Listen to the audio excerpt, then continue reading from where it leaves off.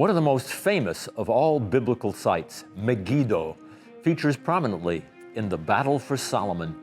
For if Solomon were everything he was made out to be, we would expect to find important traces of his kingdom at this ancient city. But while traditionalists insist that we have such evidence, our minimalist friends beg to differ. Israel Finkelstein claims that nothing at the site can be dated to the kingdom of Solomon. As for the six-chambered city gate, made famous by Israeli archaeologist Yigael Yadin, who compared it to the one he found at Hatzor, Finkelstein asserts that it actually dates to a good 2 centuries after Solomon. Those were the days when Israel's kingdom was divided between 2 tribes in the south and 10 breakaway northern tribes. Finkelstein argues that while we have remains there from the 2nd and 3rd millennium BCE, and also Iron Age remains, Solomonic remains are conspicuously absent. How, pray tell, does anybody know who's right? Bear in mind the Iron Age is divided into 2 periods. Iron I, extending from roughly 1200 to 1000 BCE, and Iron II, from about 1000 to 550 BCE, exactly the time frame of the Israelite monarchy. The pottery from those periods bears distinct characteristics, and that's the main means of dating. Consider the earliest pottery forms from the 12th century BCE, which are crude-looking pieces with a handle in the middle of the neck.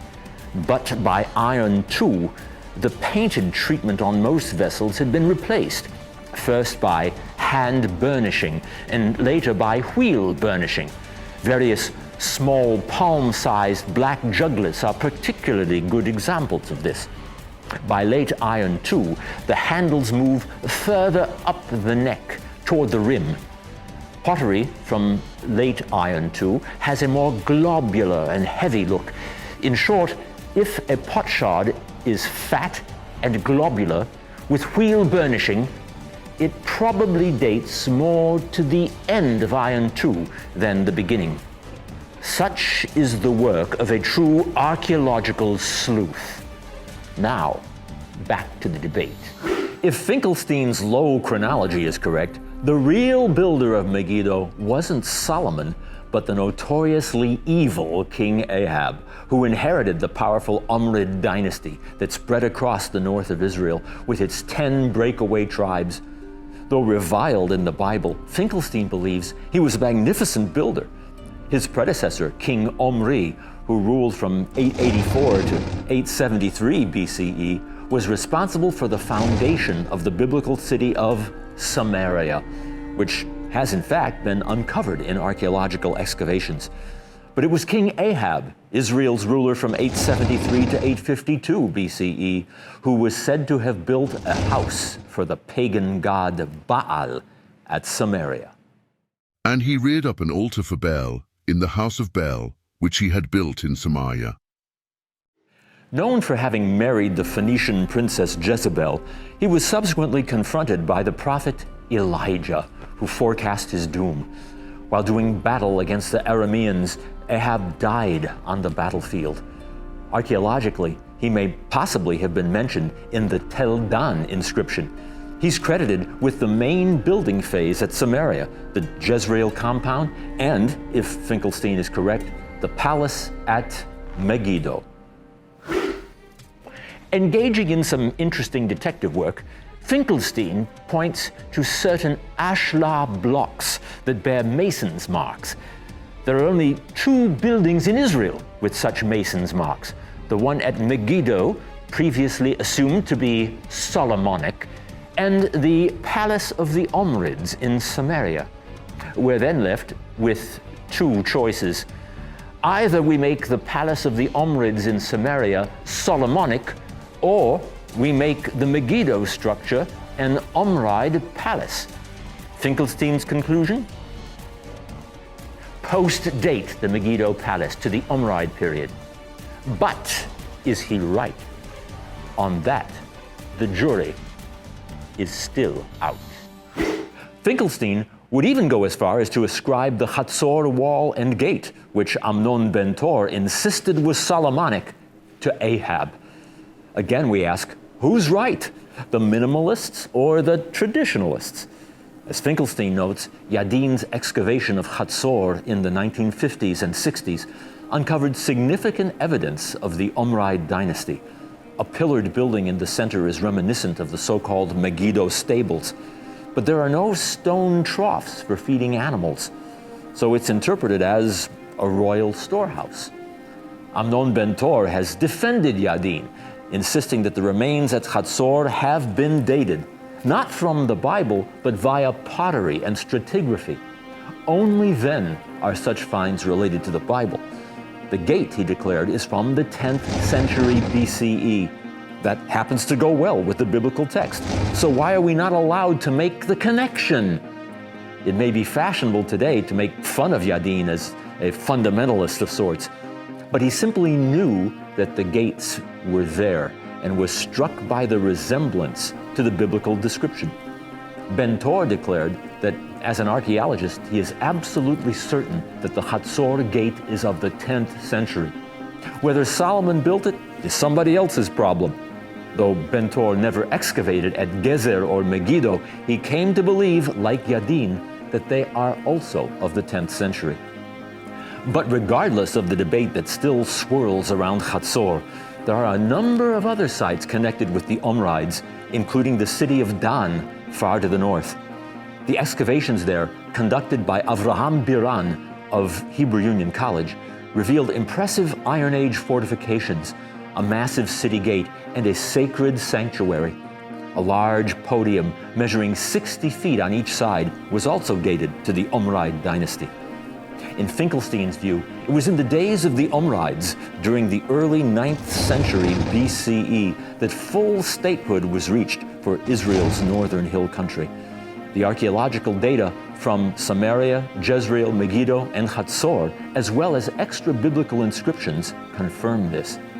But in the latter part of the 9th century, due to pressure from the local region of Aram, the Omri dynasty, as well as the Philistines, began to lose control over the wider area.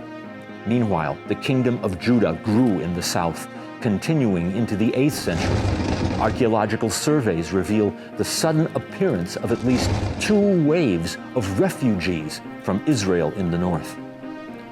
The more traditionally minded archaeologist Amichai Mazar argues that both Judah and Israel emerged in the 9th century, not the 8th, and that Judah was poorer and smaller.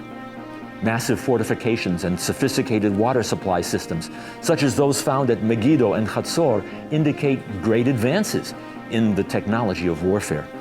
Mazar uses archaeology to bolster our understanding of ancient Israel's religion, including its strong Canaanite ties and the prominence of the goddess Asherah. He also concludes that monotheism was apparently a late development. Continuing on in the historical record, we encounter King Jehoram, who ruled from 851 to 842 BCE. He's credited with defeating the Moabites, only to be wounded in battle while fighting against Aram Damascus.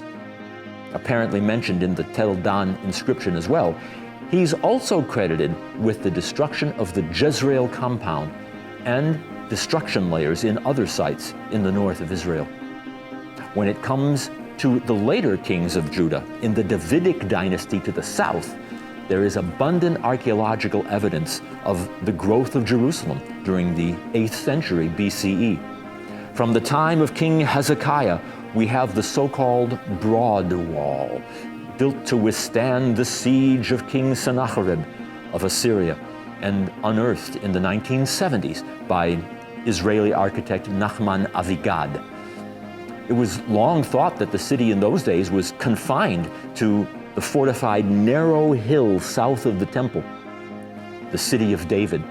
But this bit of archaeology demonstrates that by the 8th century, the city had expanded to include the hill west of the Temple Mount.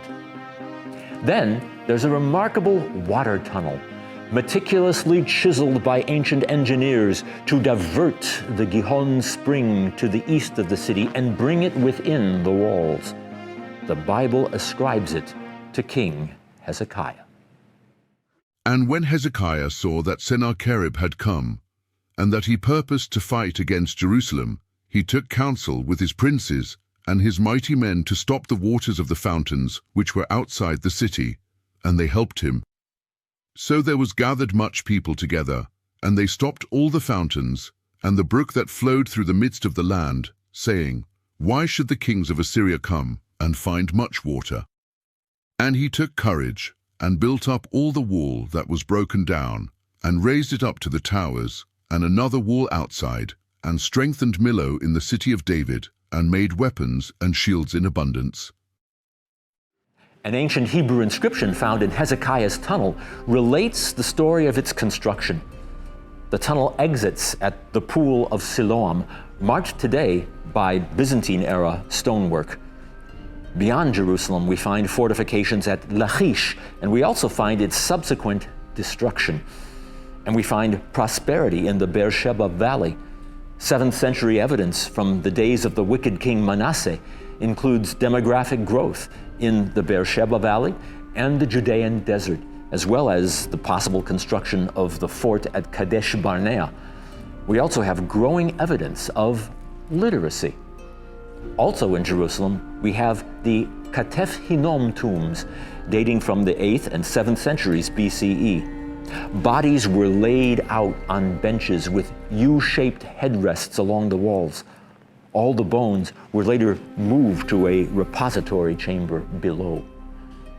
In the 4th of several burial caves on the Katef Hinnom escarpment, archaeologist Gabriel Barkay, during his excavations of 1979 to 1980, turned up 2 amulets dating from the late 7th century BCE.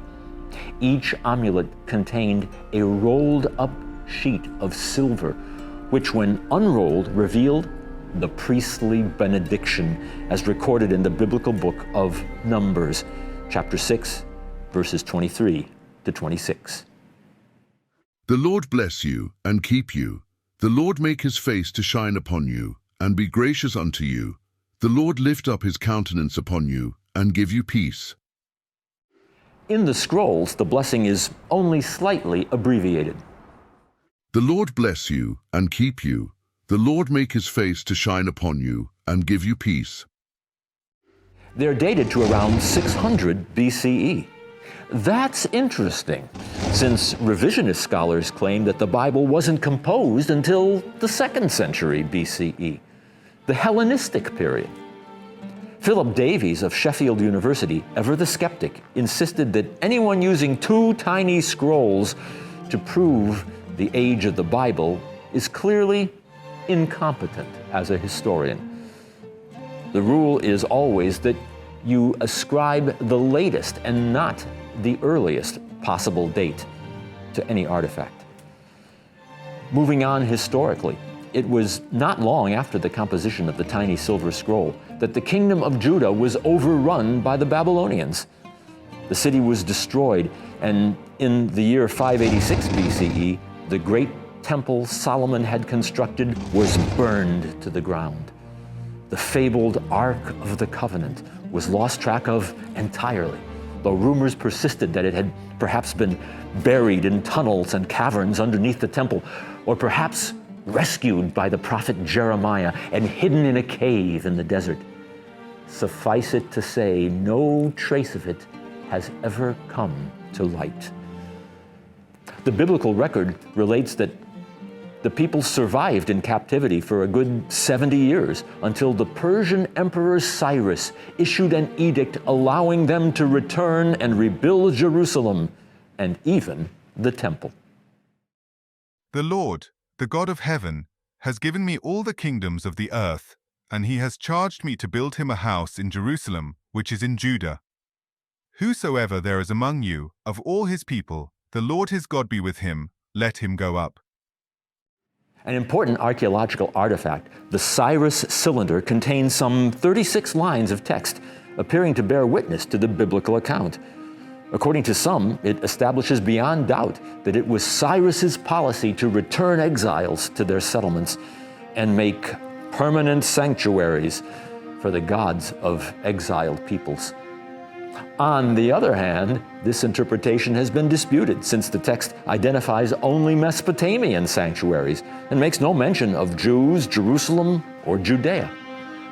We have little archaeologically from the city's rebuilding in the days of the high priest Ezra and the governor Nehemiah, but we do have evidence of the subsequent Hasmonean dynasty, which rose up to expel the Seleucids of Syria during the Maccabean revolt of 168 to 164 BCE. The success of that revolt is, of course, the origin of the Jewish festival of Hanukkah.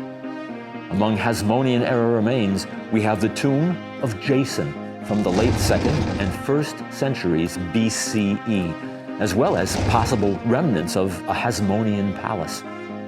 Along the base of Jerusalem's current city wall fortifications, we find remains of Hasmonean-era walls. Still visible today is a seam in the masonry of the east side of the Temple Mount, showing the joint between the masonry of the older Hasmonean Temple Mount and the later extension into the Herodian age. It was Herod who remade the whole of Israel in his autocratic image, and 2 millennia later, his monumental structures still dazzle the eyes and boggle the mind. The archaeology bears out the assessment that no king or potentate could compare to both the brutality and the splendorous legacy of King Herod the Great.